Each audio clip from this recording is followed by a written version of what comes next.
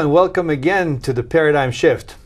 I'm Nick Zigic, and we're going to be talking about paradigms and how to shift them again. Today the paradigm is education. And there is plenty of those paradigms out there that are tied into education, but we'll cover them having a special guest here. Today with me in the studio, Dr. Bill Scroggins, the CEO and president of Mount San Antonio College in Pomona. Is that, did I get Walnut, but we cover Pomona as well, yes. Okay. So welcome to the show. Thank you, Nick. I'm excited actually to be talking about things in education because you impressed me the first time I heard about what you did and how you got here where you are and so on. And especially with some of these case studies that you did, it just shifts the paradigm. So why don't you, it all started in La Puente, right? Yes, I grew up in La Puente and graduated from La Puente High School and went to UCLA. So I'm a local boy coming back home. I spent the previous 10 years working in the Central Valley. I'm just completing my first year at Mount Sac, so it's good to be back home. Well, we'll skip back and forth. You actually are in the leadership of Mount Sac now since last year? July 1st of last year, I became the president of Mount Sac, yes. Okay. So tell us your background. You started in La Puente. You were at some point at Mount Sac. So could you kind of run down that history of starting with chemistry, I guess, right? Yes, absolutely. Yes, I'm a chemist by training. My bachelor's degree is in chemistry from UCLA, and I have a doctorate in chemistry from UCLA. I've taught chemistry for 26 years. I taught at Harvey Mudd College in Claremont. I taught at El Camino College in Torrance. I taught at Santa Clara University. I taught at Chabot College up in Hayward. And then I went into administration. Okay. Last 12 years in administration. Now, coming from the student, working with students, did the students like you? Were you a love teacher? Well, teaching chemistry is not usually an elective subject, but yes, the students who take the sciences are usually serious about going into science as a career. So there were those who wanted to be medical doctors, who wanted to be engineers, who wanted to be physicists. The whole range of sciences all take basic chemistry, and so it was enjoyable to teach. Chemistry is a great subject to teach because it involves both the theory of how nature behaves, and then you get into the lab and watch how the chemicals actually behave, and there's a technique to it too. So the theory put into practice is easier to teach than just an abstract subject like philosophy, to have both aspects of the practical nature. And because the students who take chemistry are serious about going into science and engineering, they're usually well prepared in math and they're motivated to get through those subjects. Yeah, I personally loved chemistry. I loved all science, so physics and talking about atoms and how to break them down. And after I finished school, what I heard where they went with science all the way breaking down the submolecular and subatomic structure and all that stuff. It's Absolutely. all so exciting. So I know with my kids, some of those they're not inclined to science, some of that stuff that excited me and the formulas and so on doesn't get to them. How did you deal with that? Does everybody get it on the same level? Well, half of teaching is motivating students to be excited about the subject. So most people are curious about the world around them. Right. And so we would talk about, have you ever noticed on your car when you turn on your defogger, the first thing that happens is the window fogs up? Yeah.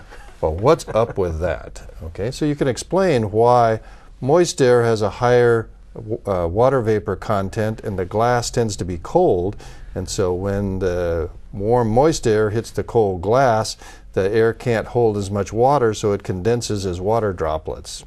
So people like to understand even the simple things of life, and the more complex ones about how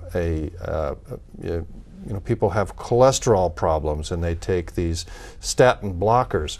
how does that really work? Is that all just a myth, or is there a biological understanding of how that works? Absolutely. So you can actually show the molecules, how cholesterol behaves in the body. People like to know why things around them occur as they do. And that is amazing. And regarding that fogging thing, you heard it here, remember, here on the paradigm shift. But we're not here to talk much about education, even though that would be a fantastic subject to talk about. We're here to continue on with where you took it from there. Now, what does a teacher do in administration? And what motivated you? Well, I had been involved quite a bit in faculty leadership, trying to improve the teaching and learning environment, and saw that a lot of what happened in terms of determining the environment on a campus was determined by how the administration carried out the mission of the college. And being in faculty leadership at the state level, I had a chance to visit a number of colleges, see how they were run, and wanted to take that passion about improving the teaching and learning process to the level of setting up how the college actually runs. So that was the motivation to become first a dean of science and math. I was at San Bernardino Valley College, not too far from here, and then was a vice president of instruction at Modesto Junior College in the Central Valley, and then president at College of the Sequoias, also in the Central Valley. My family came from the Central Valley, my mother from the Fresno area, my father from the Delano area, so I was very comfortable working in the Central Valley. It's one of the areas in California that has the greatest need for education at the lower educational levels. A lot of poverty, helping community colleges take people who ordinarily wouldn't go to college and get them the post-secondary training that is so important to get good careers, good lives. So that was important to me, to be able to do that as an administrator, reach out to the community, govern the college, get the right priorities for our community colleges to work. And isn't that true that actually I coach in small businesses, and if you want to change something, you got to be in the leadership role. You can talk all day and wish change all day long, but if you want to move, you got to be there where you can move from. So that is a great path. So now you're in at Mount SAC in leadership, and you have I read this paper, the report, and it is fantastic because it touches right on the thing that I think we're doing this paradigm shift on, and that is, I finished college, I finished civil engineering, and I started working in it, but the fact is that there's students and students, and on some level of associate degree and stuff like that, you are leveled and you seem not to have education because everybody else has that education. So if you want to advance in your job, you got to get a master's or a doctorate and so on. So you continue on with that education to compete with your competition. So what happens that I noticed, a lot of my friends that went through college, either there was something wrong in the very beginning, but they finished college and did not apply it in their lives. They went on doing something else. So your study here and your recommendation, this paper, is to make sure that when somebody wants to go to college, they know where they're going to go and what in advance know what'll take them there, right? I think you've made a good point here. One of the principles, as I mentioned, for community colleges is that we're open to people of all ages and all preparations who see the need to have additional education and training, although they may not be prepared for it, and we help them prepare for it. So we have a lot of folks who come to the college without a good direction as to what opportunities there are available for them, what skills and abilities they have, and we work with them to get them on a path that gets them into something that's productive for them and for our workforce. So this takes resources, of course, to help those who come to us get on a path that's productive. And when we had a lot of money, which, believe it or not, was not all of that long ago, Right. community colleges, particularly in California, had a philosophy that we were open to everyone. Come and try what you needed, find out what would work for you, and we'll let you do that without providing a strong message that you need to be on that path towards something productive. Nick, we don't have the resources to do that anymore, and California doesn't have in its future the educated workforce that will keep our economy where it needs to be. So we need to use our precious education resources to help our folks in the education system get on that path to a productive educational experience and produce the educated workforce that'll keep California's economy strong and vibrant. Yeah. So this report, the Student Success Task Force report, is about how to do that, how to work with the people who come into community colleges, and believe me, they want direction when they come to us. How do I succeed? How do I get out and get that job that I need? How do I get into the university to get on with, as you say, those more challenging and rewarding professions that take more advanced degrees? Right. So this report has in it elements that Mount SAC has been doing, but not all 112 community colleges have been doing to help students move along. A key element, just as an example, is orientation to college. Okay. But that's the beginning. That's where the beginning. It all starts, right? Talk about paradigm shifts.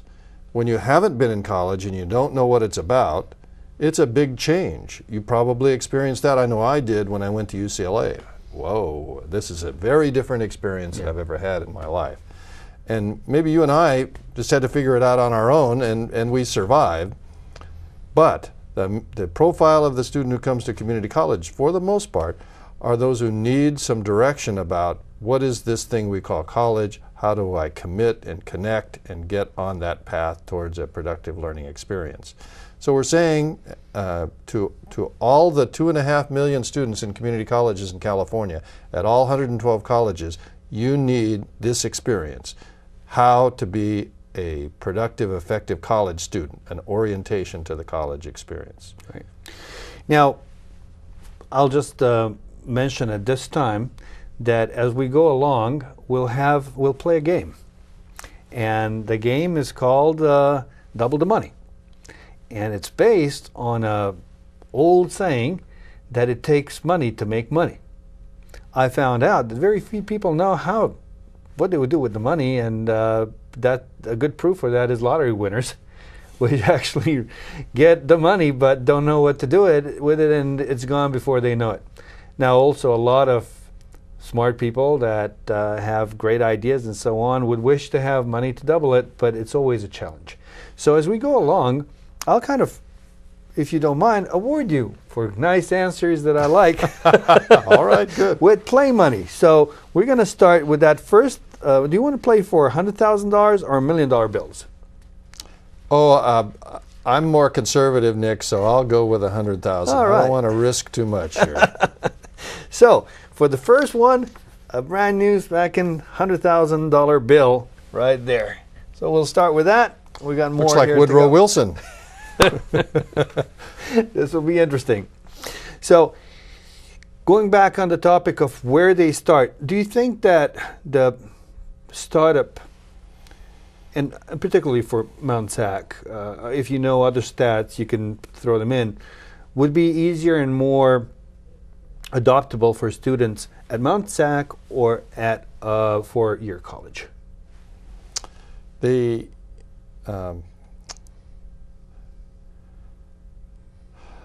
There are more entry points with higher levels of support at a community college. The emphasis tends to be on how to get off on the right foot. Right. More orientation, more counseling, a broader range of services at community college, because we're designed to help students get started. The expectation at, let's say, Cal Poly Pomona, for example, is you come in, you already have a certain level of math, a certain level of English, and you're committed.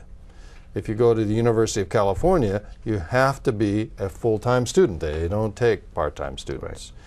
And as access to the California public universities has not met the demand, the level of preparation required has gone up.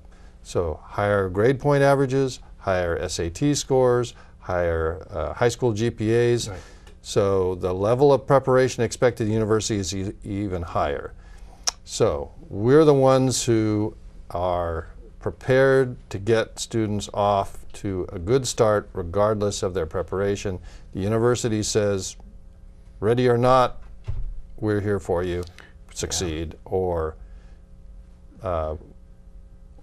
Or not, yeah, or not. That's the way it is. I have to kind of judge because it's, we're right here at the right spot in my life because I have 2 kids in high school, and they are working and they're going to pass high school. But I don't know now if this is an old-fashioned opinion or is it just my opinion, but they still don't know what studying is.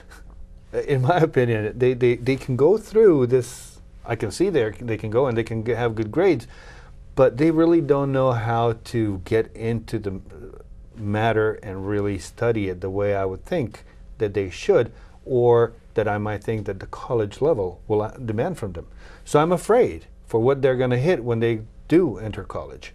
So that seems like, there's of course different students at different levels, and they can kind of choose what they're. We actually teach courses in learning skills. We teach students how to learn.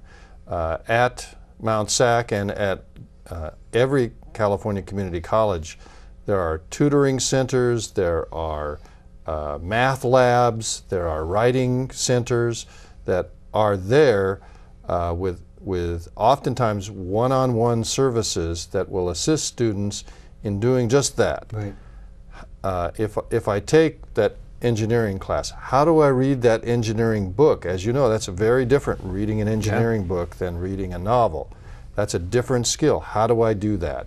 We have programs that will assist you in that. And our faculty are teachers first, second, and third. It's not like the university where their teachers have a broader mission to contribute to scholarly works, to do research, to publish. Our folks are professional teachers, so they spend a lot of time outside of the classroom helping our students in how to master the subject that they have. Very cool. Now, one of the things that is shifting here too is my thought about school and affordability of schooling. And with the affordability, I'm thinking about how does somebody pay to get into college, and whether it be 4-year or 2-year or private kind of a study and so on. You have scholarships, you have student loans. Now, one of the things that really got to me recently was this marketing of student loans.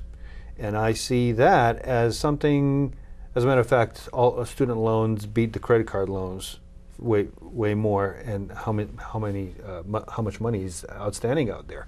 So with the crisis in real estate that happened just a few years back, I'm of a feeling that these loans being thrown at students just to get education are some catch where everybody finishes because the loans are so everybody can get them, and then you finish school, you're not prepared to enter the workforce, or it's a wrong education path you took or something, and you have this loan that is non-bankrupt.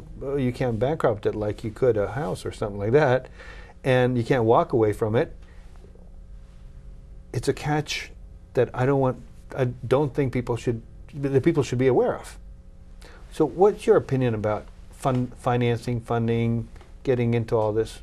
Let's talk money there a little bit. Well, I think there's two sides. I forgot to award you for the previous one. Oh, thank you. Otherwise, you won't have enough money. Okay, very good.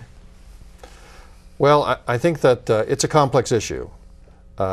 The sheer magnitude of student loan debt today is a concern. There is over $1 trillion in outstanding student loan debt for students in the United States today. Some people have said that's the next bubble that's going to burst, in that you'll see wholesale student loan defaults that will cause further economic stress. When you look at it, however, the rewards of going to college and getting the degree are still there. You can't guarantee that 100% of the people are going to earn the livable wage that is the norm. But in California, the unemployment rate is 10–11%. Among people who hold bachelor's degrees and higher, it's about 3.5%. So overall, it's the thing to do. Of course. As you first get out of school, of course, you have to compete for jobs, and it depends on what skill area you're in. There are jobs that are going wanting because people don't major in, let's say, the STEM disciplines like you and I did, science, technology, engineering, and math. There are jobs available. In some of the areas where there has been a decline in work, the jobs are not available. And so that presents a problem for some students. That is a reality that our universities need to face. We need a paradigm shift to focus more than we currently do on educating students where there is an opportunity to actually have a viable profession. Absolutely. There is a demand for those who have degrees in psychology, sociology, philosophy, and so on. But usually the application of those principles is in the general area of the needs of human society. And so you have to be able to translate that baccalaureate degree into usable work. So you get a degree in psychology and you work for a business in their human resource department. So how well are we at the university level preparing for that transition between the good, solid, fundamental principles and learning that we do at the university into the job market? Because it's not just the people who major in business who are going into HR. There is a broad range of people who do that. That's a challenge for us. And I think actually the community colleges have an advantage in that regard. In all our vocational areas, we work with the professionals in our area to define what are the welding skills that are needed to come directly online and be a welder. We have a new program that we call Building Automation. Mm-hmm. We're training people to operate these complex software and technology functions that buildings are using to control their energy usage. Okay. That's very employable. There's a lot of jobs in the health industry if you are trained in the technology. So we keep on track with what skills are needed. It's more difficult at the university to do that because the university by nature is more of an academic pursuit and less applied. It depends. The sciences you and I went through, we probably learned some pretty applicable skills. Right. That's a challenge for us as an educational system to produce degrees in the areas of economic need. When you mentioned, you got me thinking here, applicable civil engineering, unless there's development, I can't apply it. But going back to unless there's development and the economy and so on, the two ends, applying your schooling and figuring out what you're going to do. Between those two, you probably read also the general plan that LA County developed, and then all the cities in LA County have to do their plans. Workforce and economic development exactly. plans, yes. And one of the great things about that plan, and I was really excited about it when I saw the map and the partnership, Bob Machuca actually went over it with me directly, was that the idea was how to bring jobs back in geographic and demographic principles where the colleges are, where the businesses, and how do you actually produce the education to focus on the businesses that need it right there. So it was, for the first time that I saw it, wasn't disassociated where you go and you try to get yourself education and hope you'll get a job in Maine. It is actually right here. Why not keep the jobs at home? Why not develop that skill set right here with the people that are born and work in La Puente and get a job and get to perform right around where they learned the skill. So from figuring out that and getting the right jobs, what do you think of the climate here in the San Gabriel Valley is regarding the education institutions, including yours, and the companies that need that skill set? I'm sure that you kind of researched that because that's where who you apply the skill set to. Hopefully. Well, yes, I think absolutely. The need is in technical skills areas, particularly those in business and science and math, and we're not producing enough graduates in those areas. I belong to a statewide organization that is promoting younger students of going into professions that require applied mathematics. Okay. I think that that is probably the biggest educational challenge we have right now. The ability to do critical thinking, to do applied mathematics, is not a skill that's being developed well enough at any level of our educational process. And that's where we're, as an educational system, not producing the workers that those businesses need. But as far as developing companies or developing jobs that would be tied in to a geographic area other than those that can be exported, what is our situation here? What type of jobs? Well, I think that what type of jobs are out there?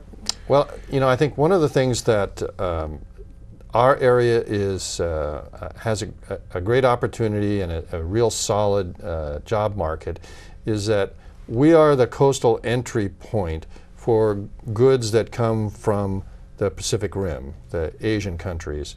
And so they enter here through airports and seaports, and we're the distribution center to send those materials to the rest of the country. Right. So the industry of warehousing and distribution and logistics is a strong and growing industry in our area, particularly in the San Gabriel Valley and the Inland Empire. And so that's a key element for us. Now, I did, on the immigration side, see that there were some laws that were being suggested where people that are foreign students that finish the universities or colleges here and have great ideas might be given a chance to actually, if they open businesses in the research area, that they might stay, bringing that capital that's needed to open businesses. Do you see any of that happening around with where you in your area of influence? Oh, absolutely. I think that the growing influence of particularly immigrants from the Asian countries are very entrepreneurial, are very education oriented. And so we're seeing a growth in that immigrant population filling this vacuum of the job classifications that we're talking about, and creating marketing and logistics plans that integrate the import-export business, integrate the growth of new industries in our area that are very responsive to the global economy. Right. I think at the same time, we have an opportunity with the immigrant workforce that is motivated to stay here and see education as an advancement in areas which may be coming back to us, like manufacturing. We're seeing growth in the food processing manufacturing industry, for example, which has middle skill jobs, not the higher level skill jobs we were talking about, where new immigrants can come in and be trained for those jobs and be very productive, have a livable wage for their family, and be able to provide an environment where their children can grow up here and access our educational system. The opportunities shift from generation to generation. Right. You may have been in California when the aerospace industry was huge, and it's still here, but not nearly what it was in the 70s and 80s. A lot of those workers transitioned into the computer industry. Right. And now the computer industry is transitioning into the service business. You probably carry a smartphone, yeah, right? That's a huge industry in Southern California, both the mechanics of designing and producing the circuitry, designing new elements, and in the applications. California is known for that. We may export the actual manufacture of the device itself, but the innovation, the design, the new applications are here in California. Yeah. I have a couple of people working for Qualcomm. Yes, absolutely. Right, right. Now, you don't, as an educational system, train someone for a occupation that may not emerge for another 10 years. But what you do train people to be is have solid basis in the principles, to know how to evolve in their own learning. And we've both done that in our own careers. So sometimes you see criticism of education to say, oh, well, this person is not working in the field they were trained in. That's a much too narrow view of education. Okay. Education is a broad platform from which you learn skills that can be applied to new environments.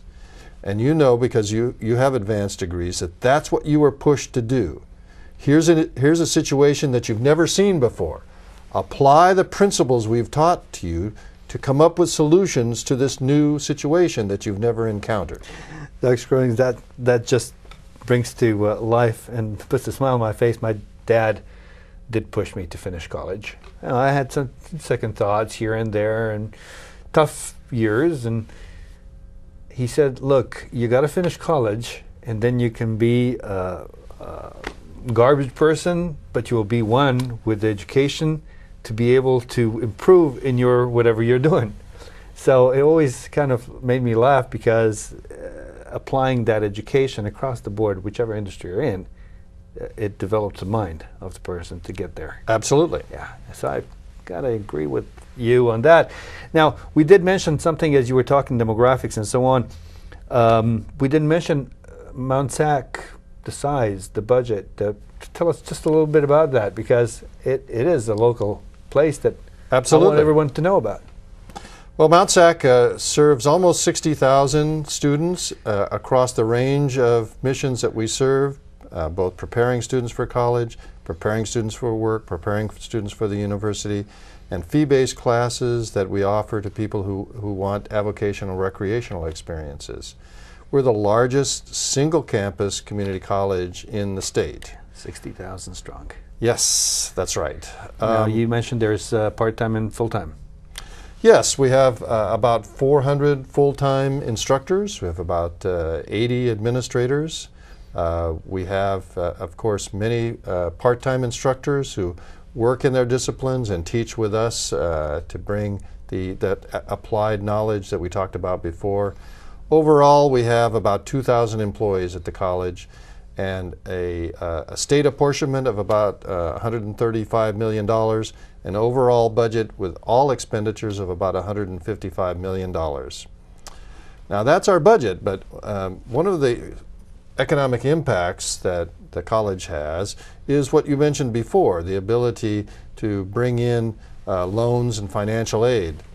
58% of our students receive some sort of financial aid support, from just waiving the fees all the way to federal Pell Grants. Okay. And that requires the demonstration of economic need. That is, family income isn't sufficient to meet their educational costs and their living costs, and there are, of course, federal formulas for that. So 58%.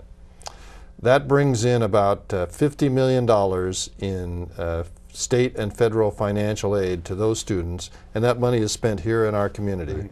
Not just on books and tuition, but also on living expenses that assist them while they're going to school.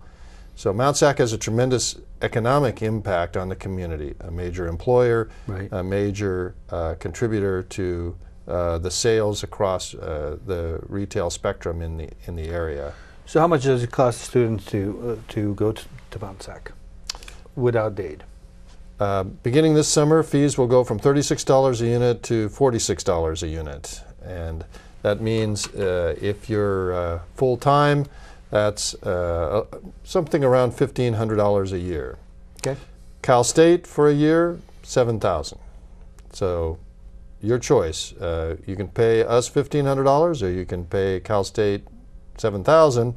Come to us for the first 2 years, and maybe that $1 trillion federal loan deficit will be cut down a little bit if we do our job effectively in preparing those students for the first year. And that's what's happening. With the rise in tuition, with the cutbacks in number of students admitted to the universities, those students are coming to us, they're getting a great education, and they're saving money. Well, here, we're talking about money. Let's add on another $100,000 bill. All right. So we're at 300. My college budget is looking better already, Nick. Can I cash I know. these? Well, you know what? I'm a giver, so. There we go. All right. So let's try to tackle just a little further the paradigm shift on the fact that there will be challenges in employment for people that do finish college one way or the other. And let's talk about those that do focus and they do apply that and they're able to pay off the loans and stuff like that. Going back to your paper, the one that I read and that does address, it can be found on the college website, but the steps, you had a nice diagram that shows the steps that prevent or that minimize the possibility of error when making a choice. Yes, what What the state is working towards is reinforcing a system that we've used that has been optional for students, and making there be more tangible incentives for students to follow good practice, and disincentives if they get off the path.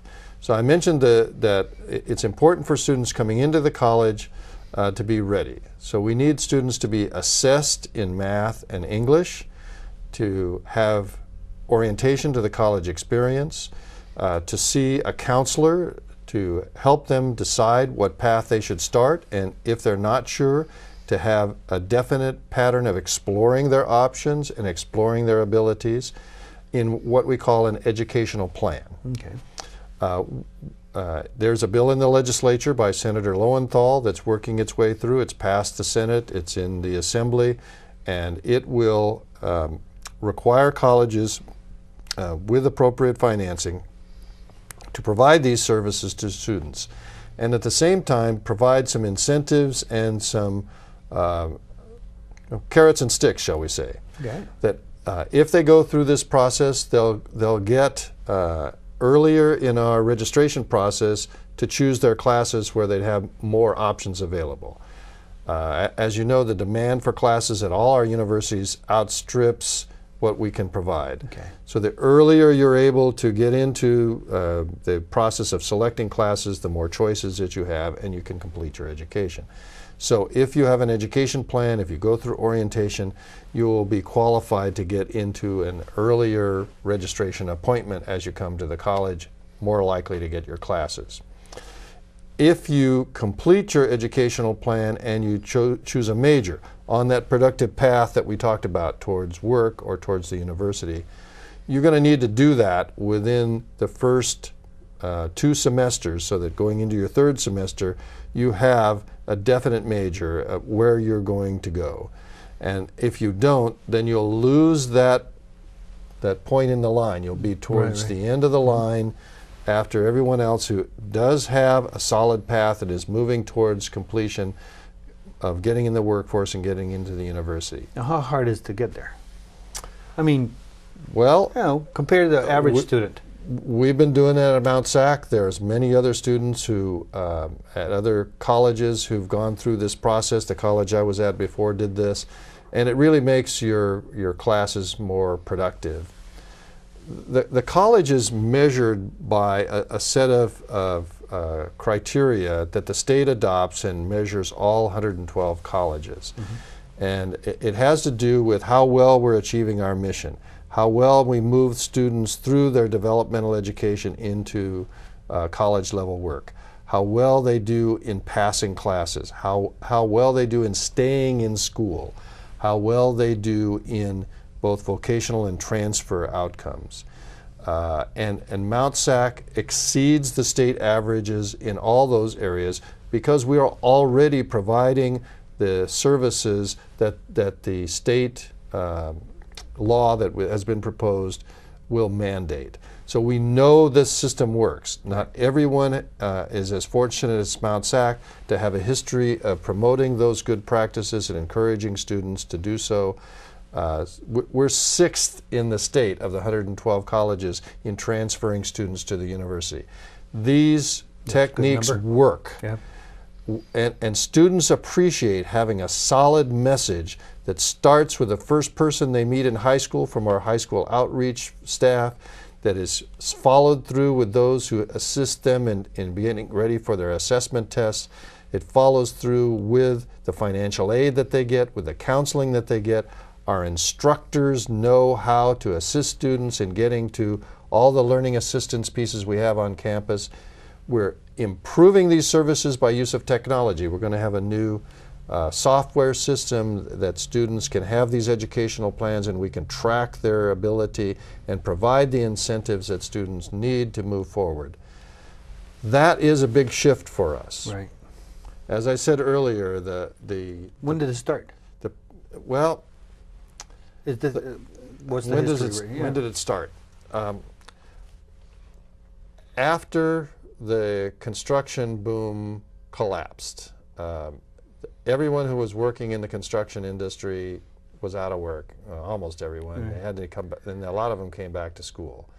The folks who were selling real estate, who were writing up those mortgages, out of work, needed to be retooled.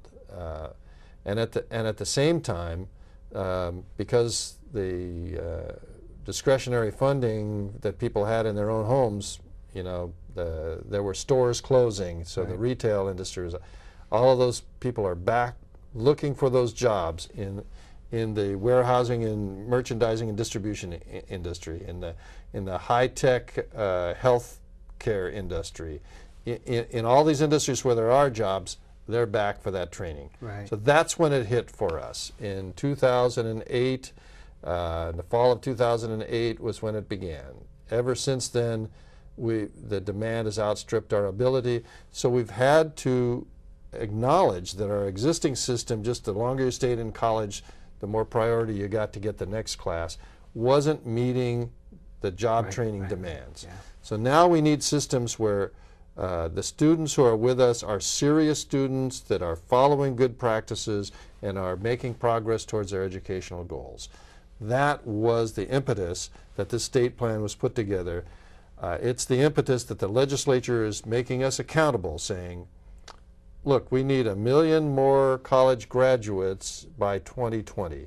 And if we don't take the talented students who are in school now and get them through, get them finishing, and it's not just us, it's the Cal State system is doing the same thing, then we don't serve our population in the San Gabriel Valley because people aren't working and their families are deprived of the quality of life we'd like them to have, and the economy cannot recover because the trained workforce, the jobs that are going wanting, we just don't have what it takes. Do you think we're on the right track in training the right people for the 4 years ahead, 5, 10 years? I think we know what to do. We're doing it well. Okay. But the magnitude of the challenge is not enough. We're on the right track. We need to do probably double what we're doing now. So nobody should be afraid to go in and get more education because there will be use for it. That's what I'm concluding here. Absolutely. You may be trained in an area such as psychology and find yourself as an entrepreneur with a new business, helping train people about how to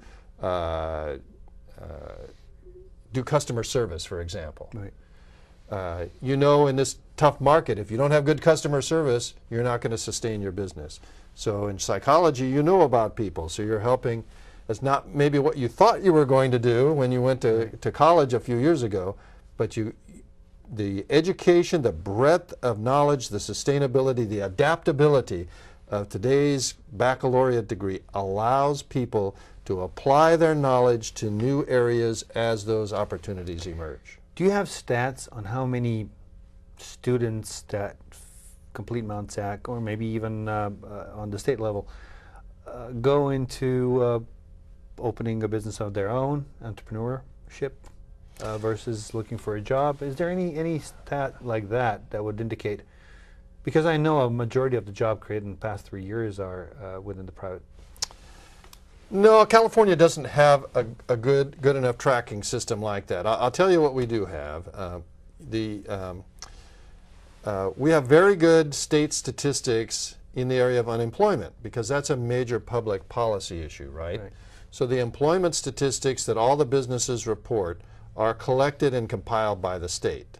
So we can match the educational level that our graduates are achieving with how they're doing in the workforce. And we can track them into the workforce, not by profession, but into the workforce. Right. And the two key statistics are for us, are they working full time, and what is their wage gain upon completion of college? And I'm talking about the people that go directly into the workforce. Remember, we have three missions. We have preparing students for college, getting them into the workforce, and getting them into the university. So this piece of our mission, getting them into the workforce, the unemployment rate in the state's 10–11%. For our new graduates, the unemployment rate's about 12–15%. So it's higher than the state average, but that's a new graduate unemployment rate. So that's pretty good for community colleges. It's because we're so close to where the jobs are. Look at the wage gain. The year before you graduated from a California community college, including Mount SAC, and 3 years out, because it takes you a little while to get into the job and so on. The average family income of a community college student the year before they graduated, $24,000 a year. The average family income 3 years after graduation, $56,000 a year.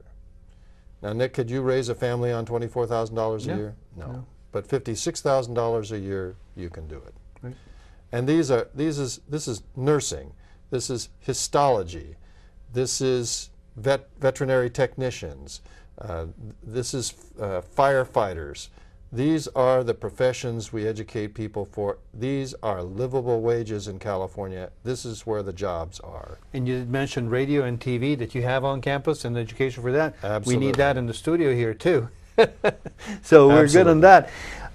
We're coming close to wrapping up the show, but one of the key things, I didn't replenish some of this, so we're gonna go 2 at the time. So we're here at $500,000. All right. And one of the key things that I wanted to mention, as people do get out, and it kind of happened that we were right there, and when they finish college and they the 2 year, and they want to open a business, or they want to get a job, or they want to move on to another college, 4-year college, is that we're all there to make money. So you're talking moving from $24,000 to $56,000 of income. And the key thing is that you want to be somewhere where you can have one job and live comfortably and have maybe a vacation or 2 a year. So there's this saying that says that it takes money to make money. And most of the people, as I said in the beginning, think that way and use that as an excuse too when they can't make or don't know how to make the money. And what are your thoughts about that? What are your thoughts about absolutely. It takes money to make money? It takes education, obviously. Sure. Well, again, one of the great things about California, and one of the reasons that the California economy has been where emerging occupations and industries develop in the United States, in fact in the world, is that there has been an entrepreneurial spirit that's been backed by investment funds of people who have money, willing to invest in a new, unproven area that has a lot of potential. And we've been pretty successful in having that venture capital actually produce some new and exciting industries and applications that have kept California and the United States the leaders, and will as well. I've traveled a lot in the world, and I'll tell you that we're the world's innovator. We're the world's think tank. The rest of the world emulates what we create. And as long as we can keep that creative edge, that's, I think, where our money won't just double, but it'll triple and quadruple. But we need that education, that both the creative thinking at the higher end that we were talking about, being able to adapt to new situations, and the people, the technicians, the worker bees who can put those industries in place. Keep the gear going. Yep. So now at the critical question here. If you had $500,000 to spend, invest, waste, just there sitting, nothing is depending else on it, how would you double it? Well, I think that particularly from California's standpoint, it would be the biotech industry. And let me talk about two applications that if I was a venture capitalist, this is where my money would go. And there's a lot of that going on. You're an engineer, so you understand the challenge of continuing to increase computer efficiency. Mm-hmm. And you know that every couple of years the ability of computers, the processing speed has doubled, and that's occurred for about 25 years now. Do you think it's going to go on forever? No, we're going to hit a limit that physics will say, using the silicon chips, that's all we can do. But there is research now that shows that biological-based computers can take us to heights of computer speed and application that are only dreamed of today. So I would invest in the biotech industry that's developing biologically based computer models. That's the first biotech area. The second is in the health industry. People are getting older, people are needing more health care, but the solutions are challenging, right? So we need to strike at the biological base of health and wellness. And so understanding the human genome, how human genetics can translate into health and wellness, is going to be the next big thing in understanding how to prevent and cure the ills that affect all of us. And there's already been some wonderful breakthroughs in that area. So again, if I had that money, it would be in the biotech industry, both in computer applications and in the health and wellness field. Well, you know what? Thank you very much for sharing that opinion with you. I can't agree more. I am subscribed to a couple of science magazines and so on and read a lot, and I would put my money on that too. There you go. How interesting it is that it's all tied to chemistry, right? Well, that may be a little bias on my part. No, right. But that's truth. And but as an entrepreneur, you have to go with what you know. Yeah. So I appreciate you coming to the show. You're welcome, Nick. Appreciate you sharing all the good information and knowledge and spending an hour out of the day with us here. And I hope that everybody out there learned something about a paradigm shift in schooling, about the benefit of schooling, about how to avoid some of the pitfalls that you might go into, and just think before you act, and act well. And with that, I would end the show. Thank you again, Mr. Scroggins. You're welcome, Nick. All right.